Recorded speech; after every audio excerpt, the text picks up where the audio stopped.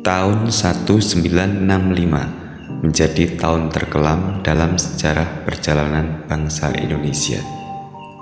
Upaya kudeta menggulingkan pemerintahan yang sah dilakukan oleh Partai Komunis Indonesia atau PKI.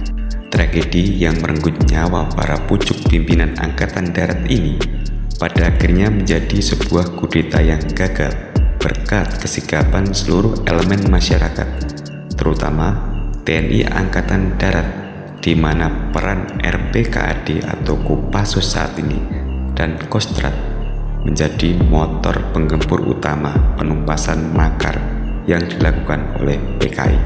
Maijen Soeharto yang waktu itu menjabat sebagai Pangkostrat menjadi tokoh sentral yang mampu mengkoordinasikan berbagai elemen militer. Keputusan Soeharto mengambil alih pimpinan Angkatan Darat sepeninggal Letnan Jenderal Ahmad Yani yang menjadi korban G30S adalah keputusan yang tepat, meskipun hal ini diwarnai berbagai intrik dan menimbulkan perdebatan banyak kalangan. Keputusan diambil bukan tanpa alasan, mengingat saat itu Soeharto adalah salah satu pejabat teras di lingkungan Angkatan Darat yang dikenal dekat dan sering menggantikan posisi Ahmad Yani dalam berbagai tugas apabila Kepala Staf Angkatan Darat itu berhalangan hadir. 2 bulan pasca meletusnya G30S, Presiden Soekarno menunjuk Soeharto sebagai Pangkop Kamtib dan Menteri Panglima Angkatan Darat. Sebuah tugas dan tanggung jawab besar disematkan di pundaknya untuk memulihkan ketertiban dan keamanan nasional yang sedang gonjang-ganjing. Peristiwa G30S menimbulkan gejolak kemarahan rakyat. Aksi demonstrasi unjuk rasa besar-besaran menuntut pembubaran PKI terjadi hampir di setiap daerah.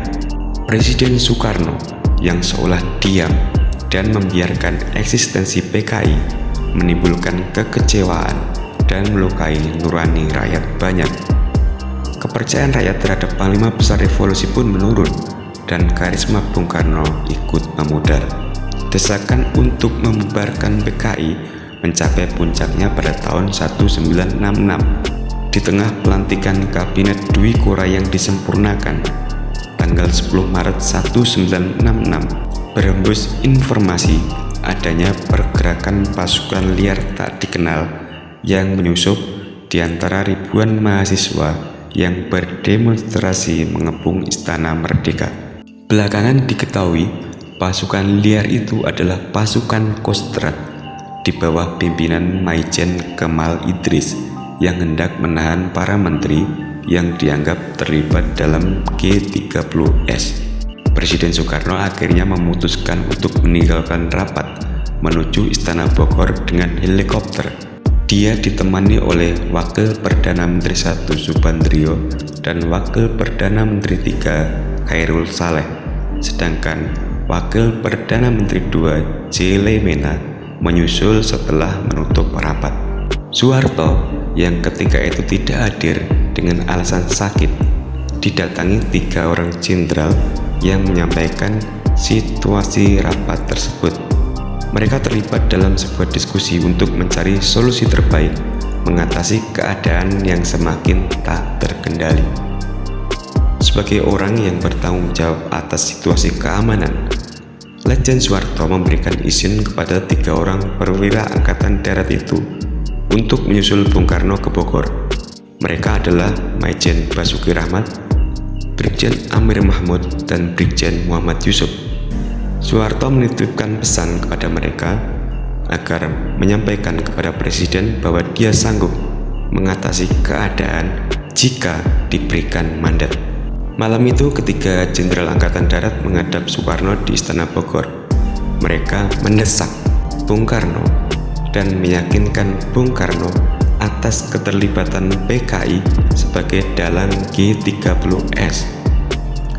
Mereka meminta Presiden agar bersedia memberikan perintah tertulis kepada Soeharto sehingga memiliki wewenang yang lebih luas untuk mengendalikan situasi sosial politik dan keamanan atas nama Presiden Soekarno.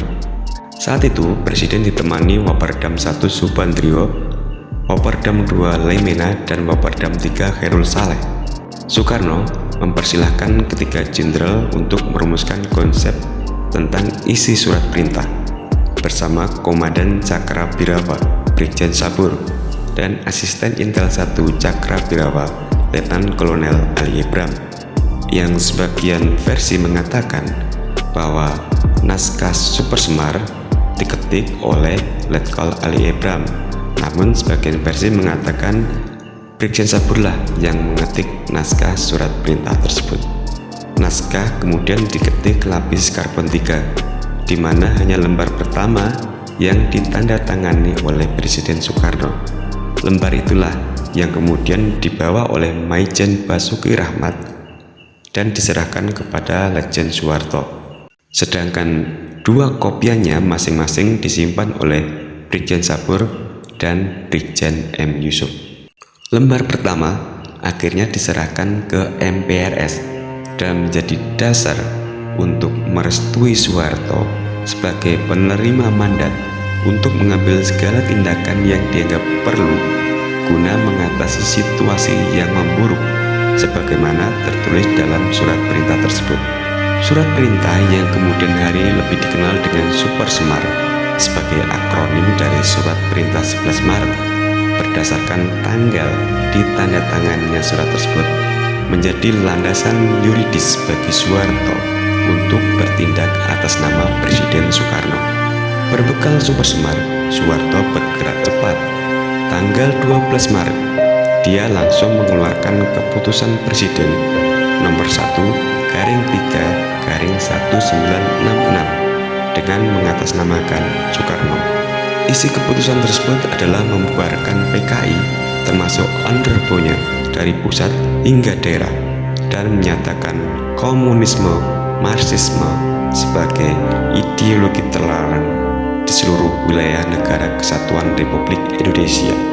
Sebuah keputusan yang bisa jadi tepat namun menjadi sebuah dilema. Komunis adalah ideologi yang sangat bertentangan dengan Pancasila, dan PKI memang memiliki rekam jejak sebagai partai petualang yang beberapa kali mencoba melakukan manuver politik mengganti ideologi Pancasila dengan komunis. Namun, di satu sisi, pembubaran PKI menjadi awal tragedi mengerikan sepanjang 1966 dan tahun-tahun berikutnya. Jutaan manusia, rakyat Indonesia, kehilangan nyawa. Sebagian besar dari mereka adalah mereka yang dicap sebagai simpatisan komunis. Entah benar terbukti atau tidak, mereka menjadi korban perburuan dan penumpasan oleh militer dan berbagai elemen masyarakat yang geram dengan sepak terjang PKI. Kewenangan Soeharto dinilai banyak kalangan melampaui batas semestinya. Dia dianggap terlalu luas menafsirkan isi surat perintah 11 Maret. Beberapa sumber menyebutkan Soekarno kecewa ketika tahu Soeharto membubarkan PKI dan mencoba menarik surat perintah 11 Maret dengan mengeluarkan surat perintah 13 Maret yang isinya menyatakan bahwa surat perintah 11 Maret tidak sah. Namun, tidak ada yang bisa membuktikan keberadaan naskah surat perintah 13 Maret. Sama halnya dengan surat perintah 11 Maret yang sampai saat ini tidak diketahui keberadaannya. Super Semar menjadi lebih kuat karena disahkan sebagai TAP MPRS sehingga Presiden Soekarno tidak bisa mencabutnya.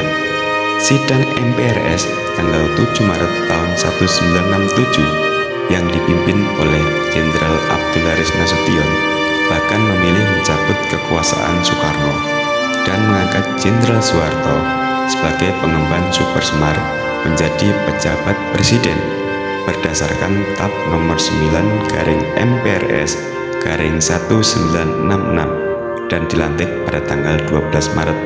1 tahun berselang, kata pejabat dihilangkan dan sidang MPRS mengangkat Jenderal Soeharto sebagai Presiden Republik Indonesia pada tanggal 26 Maret 1968 dan dilantik penuh sehari kemudian di tanggal 27 Maret tahun 1968.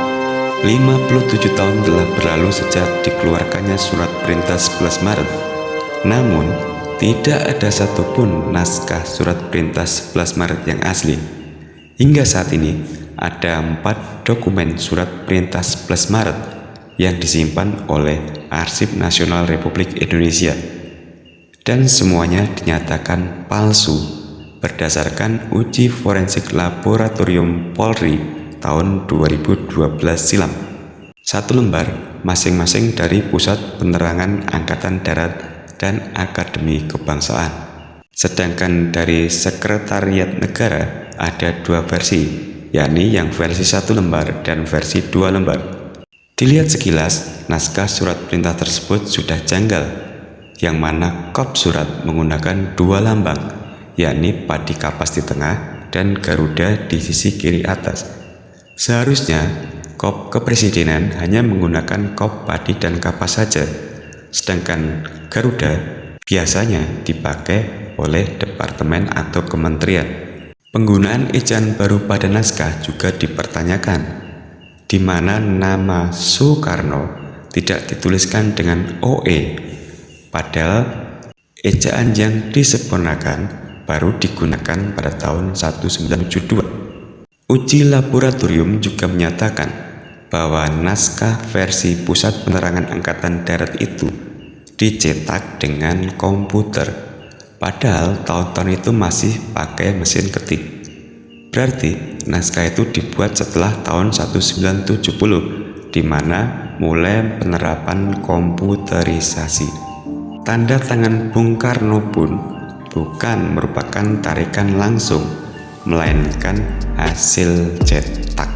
Upaya pelacakan naskah asli Super Semar terus dilakukan, meski sangat kecil kemungkinan untuk ditemukan, mengingat para pelaku sejarah sudah meninggal semua. Tanggal 7 Maret tahun 2000 silam, Kepala Arsip Nasional Republik Indonesia menemui Sekjen MPR saat itu, Umar Basalim, merujuk informasi bahwa naskah asli Super Semar telah diserahkan oleh Amir Mahmud kepada Ketua MPRS tahun 1966, namun hasilnya nihil. Arsip Nasional juga pernah meminta DPR untuk memanggil mantan Presiden Soeharto dan M. Yusuf untuk menjelaskan, namun selalu gagal karena mereka tidak pernah hadir hingga keduanya wafat. Naskah asli Super Semar bukannya tidak ada, sebab ada pernyataan dari Presiden Soekarno sendiri ketika berpidato di hari peringatan kemerdekaan tanggal 17 Agustus tahun 1966 yang menyatakan dan menegaskan bahwa surat perintah 11 Maret bukanlah alat transfer kekuasaan. SP 11 Maret adalah satu perintah pengamanan. Perintah pengamanan jalannya ini pemerintahan. Demikian kataku pada waktu melantik kabinet. Kecuali itu, juga perintah pengamanan keselamatan pribadi Presiden, perintah pengamanan wibawa Presiden, perintah pengamanan ajaran Presiden, perintah pengamanan beberapa hal, dan Jenderal Soeharto telah mengerjakan perintah itu dengan baik. Keberadaan naskah asli Super Semar yang masih misterius sebenarnya tidak memiliki implikasi politik apapun untuk saat ini, mengingat perannya sudah menjadi bagian dari sejarah masa lalu. Hanya saja sebagai dokumen penting yang berperan dalam masa peralihan kekuasaan. Keberadaan Super Semar idealnya bisa menjadi bukti fisik yang mampu menjawab misteri perjalanan sejarah bangsa ini. Tanpa Super Semar pun, sebenarnya Soeharto sudah ditunjuk Soekarno sebagai tokoh sentral yang bertanggung jawab atas pemulihan carut-marutnya situasi sosial politik keamanan 2 bulan pasca meletusnya G30S. Meskipun beberapa narasi menyebutkan Soeharto merebut kekuasaan Soekarno, Namun, itu tidak terjadi secara serta-merta begitu saja. Ada proses panjang selama 2 tahun hingga Soeharto naik ke puncak kekuasaan. Peran MPRS di bawah Abdul Haris Nasution dan berbagai elemen masyarakat saat itu yang mulai hilang kepercayaan terhadap Soekarno memang membuka jalan bagi The Smiling General Soeharto untuk naik ke puncak kekuasaan. Nama Soeharto sendiri mendapatkan dukungan dan dorongan dari berbagai elemen masyarakat karena dianggap mampu memperbaiki kondisi saat itu yang carut-marut. Itulah Super Semar dengan segala kontroversi yang menyertainya. Semoga kita bisa menyikapinya dengan bijak tanpa harus saling hujat, karena bagaimanapun para pelaku sejarah telah melakukan langkah terbaik yang berhasil membawa bangsa ini melalui masa-masa sulit yang nyaris menimbulkan perpecahan. Terima kasih sudah menyimak video ini, semoga bermanfaat, dan sekali lagi terima kasih untuk like dan subscribe dari teman-teman semuanya.